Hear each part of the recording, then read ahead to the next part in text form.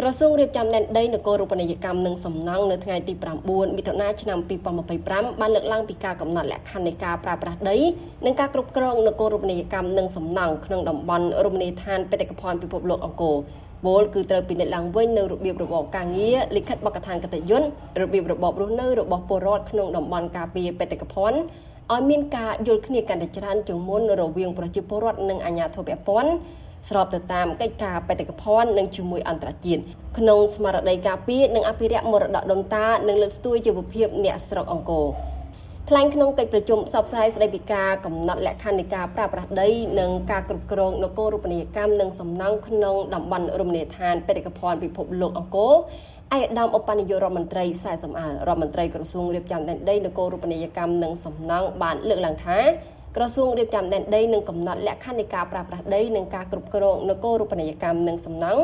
ក្នុងតំបន់រមណីយដ្ឋានបេតិកភណ្ឌពិភពលោកអង្គរឡើងវិញដែលនេះជាជំហានទី1ក្នុងការផ្សារភ្ជាប់ទៅនឹងជំហានដែលមានពីមុនមកដើម្បីធ្វើយ៉ាងណាឲ្យឆាប់បញ្ចប់វិវាទរវាងអាជ្ញាធរជាតិអប្សរានិងប្រជាពលរដ្ឋឲ្យបានរហ័ស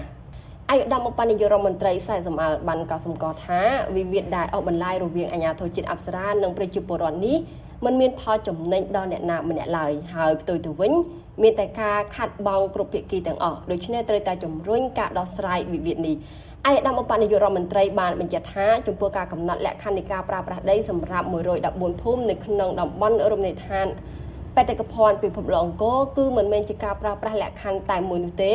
ពលគឺនឹងមានគោលការណ៍រួមប៉ុន្តែត្រូវញែកលក្ខខណ្ឌទាំងនោះស្របទៅតាមស្ថានភាពជាក់ស្ដែងនៃភូមិនីមួយៗឯកឧត្តមឧបនាយករដ្ឋមន្ត្រីសែសំអាលសង្ឃឹមថាបន្ទាប់ពីបញ្ចប់កិច្ចប្រជុំនេះរួចនឹងមានឯកសារជាក់លាក់ដើម្បីពិគ្រោះពិភាក្សាជាមួយអង្គការ UNESCO